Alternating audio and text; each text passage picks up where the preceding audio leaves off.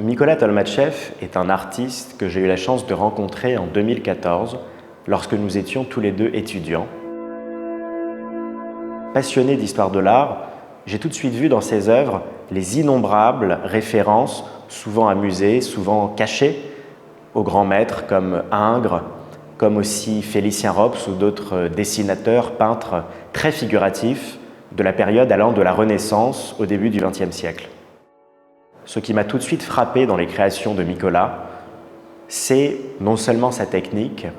mais c'est aussi la provocation volontaire, les références nombreuses à l'actualité médiatique, à la société de consommation aussi, et finalement aux nombreuses vulgarités au pluriel qui peuplent l'imaginaire contemporain et le monde dans lequel on vit, un monde envahi d'images.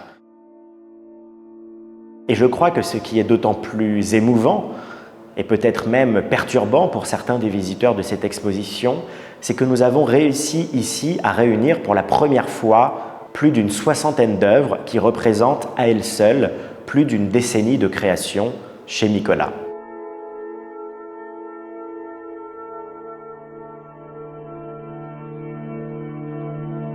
Nous présentons quelques œuvres que l'on pourrait qualifier d'œuvres de jeunesse, des débuts où Mykola s'essayait déjà avec différents crayons de couleur sur papier.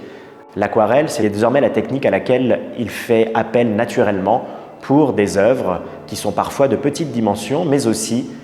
assez généreuses, comme par exemple ce grand portrait représentant une tête de cheval, ou encore parmi les dernières œuvres qu'il a réalisées en 2023 depuis Kiev, qui présentent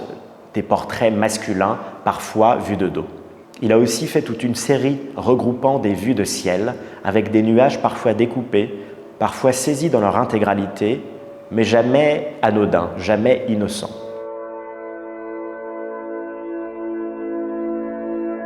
Mykola Tolmatchev, évidemment, durant les dernières années, et encore plus durant les derniers mois, a été très marqué par le conflit qui marque son pays. Chacune de ses œuvres s'en ressent donc, mais toujours avec une infinie poésie, parfois même évidemment quelques touches d'humour, et malgré la gravité, malgré l'ambition quelque part nécessaire aussi de sa création, il a su nous surprendre, et je crois que chacune des 64 œuvres regroupées au musée Mayol de Bagnols-sur-Mer recèle une identité propre et une part de mystère qui séduira, je l'espère, un public très large.